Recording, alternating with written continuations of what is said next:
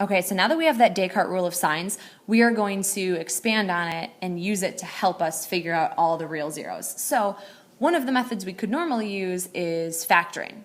All right, so this one, it's not factorable, and I can show you why. So the only way that you would factor something like this is by grouping, and you would take out a GCF, so you could take out an x squared, and that would leave you with x minus 1. And then here we could take out a GCF of 2, and that leaves you with x plus 2. So the only way that factoring by grouping works is if these values in parentheses match. All right, so this is not something that we can do. Factoring by grouping does not work for us here. So since we really don't have any other options, because we can't use like the quadratic formula or anything, because this has the third power, we're going to have to just kind of guess. And we can use that synthetic substitution that we used in the previous section, but technically right now we have an infinite number of possibilities. So we need somewhere to start, so we're going to use that Descartes rule of signs to find a good place to start. Okay, so the first thing you want to do is identify how many zeros there are supposed to be. The degree is 3, so there's supposed to be 3 zeros. Okay, so we know that, and that's going to help us make our chart like we did up here. Okay, so now we want f of x, and we're going to see how many sign changes there are.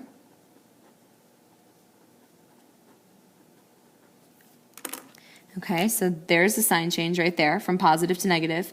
There's another sign change from negative to positive. Okay, so there could be 2 or 0 positives. All right, so we know that. Now let's take f of negative x. Okay, so if I plug in negative x into an odd power, it actually does change the sign. If I plug a negative x into the even power, it does not change the sign. If I change an x into here, it will change the sign, and then nothing will change about the 4. Okay, so no change, there's a change. All right, so this is going to head us in a good direction here. So we only have one sign change, which means we are guaranteed to have one negative solution. Okay, so we're going to look there first. We're going to try to figure out what our negative solution could be. All right, so we're just going to start testing some of the different negative numbers. All right, and our first negative number would be negative 1. So we're going to test negative 1 by using synthetic substitution and see if it works. All right, so we're kind of compiling some stuff from previous sections here. So set up your coefficients. So you've got 1x cubed, negative 1x squared, 2x plus 4. And at least we know where to start. We're going to just keep testing negative values until we get one that works. Okay, so we bring down this 1. Multiply these two together. 1 times negative 1 is negative 1. Add these, I get negative 2. Negative 1 times negative 2 is 2. Add these, I get 4. 4 times negative 1 is negative 4, and that leaves me with a remainder of 0. So that's actually a very, very good thing. The fact that I have a remainder of 0 means that negative 1 is one of my zeros. Okay, so I've got one of them. I have x equals negative 1. I guessed correctly. If that didn't work, you try negative 2, try negative 3, just keep going until you hit one, because I guaranteed that I have one negative value for sure. So what you're doing is not in vain. You will hit a negative solution eventually. We were just lucky enough to hit it on the first try.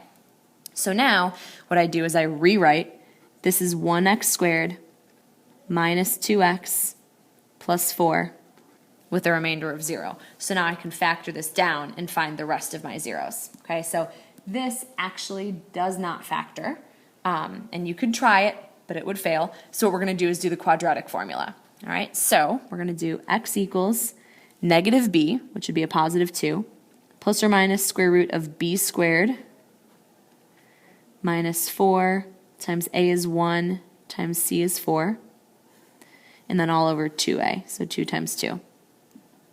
All right, so I've got 2 plus or minus, this is 4 minus 16. Okay, so that's going to be a negative 12 under my square root. Okay, and I can clean this up a little bit. Square root of negative 12, I can bring out a 4. So I've got 2 plus or minus, and then when I bring out a 4, I've got a 2 left over, and then I still have a 3 underneath the square root. All right, and then all over 2, so I can factor everything down and reduce by 2. So I divide everything by 2, and I've got 1 plus or minus, and then I root 3.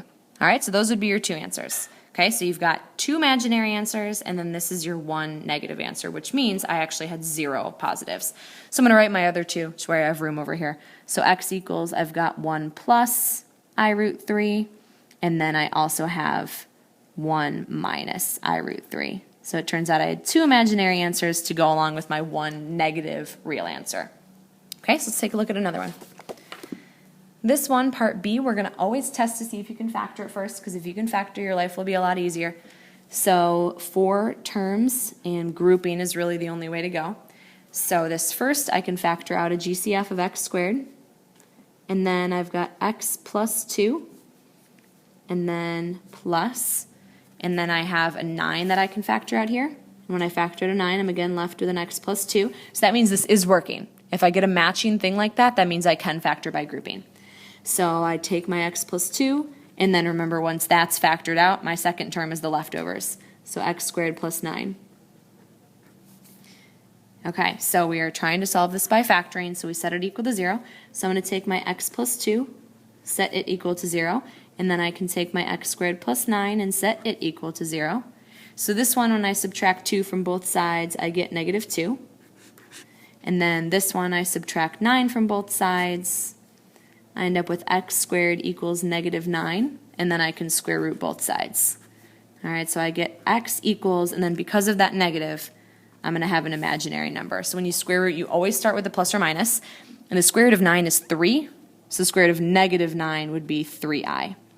All right, so you've got 2 answers there. So this is your 1 negative real number, and then you've got 2 imaginary numbers right here. So notice 1, 2, 3, you do have a total of 3 answers, and that's what you'd always guaranteed to have. All right, this last thing we're going to look at is something called the complex conjugate theorem. All right, and that's going to help us set up new equations. So the complex conjugate theorem says this. If a plus bi is a root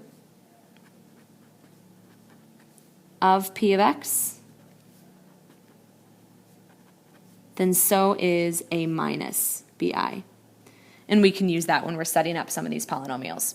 So this last example, last thing that you're going to do in this section is we're going to write our own polynomial functions that have certain zeros. So we're kind of going to be working backwards from this. Like if we know that x plus 2 is a factor, we can figure out that negative 2 would be a root.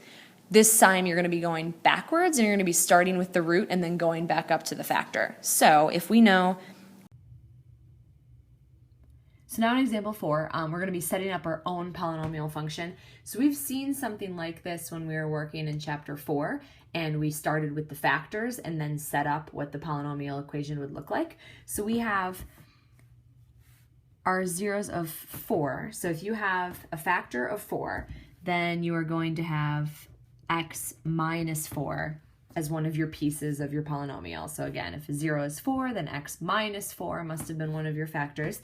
And then if you have 4 minus I, then you would have x minus 4 minus I as one of your other factors. Now, according to what we just talked about with the complex conjugates, you don't ever have a complex number without also having its conjugate. Okay, so if we have 4 minus I, then 4 plus I, we get it like for free. So like I said, the complex conjugates tells you that it comes in pairs. They're always going to come in pairs. So if you have 4 minus I, then you automatically will have 4 plus I. You'll never see one without the other. So we'd also have x minus 4 plus I, like that. Okay, so polynomial function, what we're going to do is FOIL this all out, simplify it up as much as we possibly can, and then pay attention here. We want it to have integral coefficients, so integrals are only real numbers, so eventually we want to make sure there aren't any imaginaries left, and I'll show you how that ends up working out. So keep the x minus 4 just the way it is. To make things easier on us, we are actually going to regroup these a little bit. So we're going to write this as x minus 4, we're going to group these two together instead of these two together, and then be super careful here. Minus a negative I would actually change this to plus I for this one. And then same thing here, we're going to regroup. I'm going to make sure the x minus 4 is grouped together, and then again, be careful, minus I would be what's left right here. Okay, so now we're going to FOIL all this out. Remember when you FOIL 3 terms like this, you pick 2 of them to FOIL together first. So we're going to FOIL these 2 together first. So I'm just going to leave this x minus 4 just kind of sitting right here. So now we're going to FOIL these out. So we have the quantity x minus 4 times the quantity x minus 4. So that is an x minus 4 squared. And then I can keep factoring. I have the quantity x minus 4 times negative I. So that would be negative x minus 4 times I. And then positive I times x minus 4. So that would be plus x minus 4 times I. And then last, positive I times negative I would be negative I squared. Okay, so let's work on continuing to simplify this up. Look at these two terms right here. They're actually identical but opposite. So we have a negative one and a positive one. They would just cancel each other out. So those terms are now gone. So let's worry about simplifying up the rest. So we have x minus 4. If I take x minus 4 and square it, x times x is x squared. And then I would have an x times negative 4 and another x times negative 4. And then negative 4 times negative 4. And then finally, don't forget about this little guy, that minus I squared. Remember, I squared is equal to negative 1. So that's like minus negative 1. So plus 1. All right, so that is 17. So we'll rewrite that as 17. So now finally, FOIL all this out. So we have x times x cubed. X times x squared is x cubed. X times negative 8x. X times 17. And then we move to negative 4. Negative 4 times x squared. Negative 4 times negative 8x. And then negative 4 times 17. So that would be 4 times 10 is 40. 4 times 7 is 28. So that would be a negative 68 when you combine those. Okay, so we want it to be a function. So we know it's going to be f of x. Now let's combine like terms. That's our only x cubed. Here are the x squareds, so that combines to a negative 12x squared. Here are the x's, add those together and I'd get 49 and minus 68. So that is your polynomial function that has these zeros that you mentioned.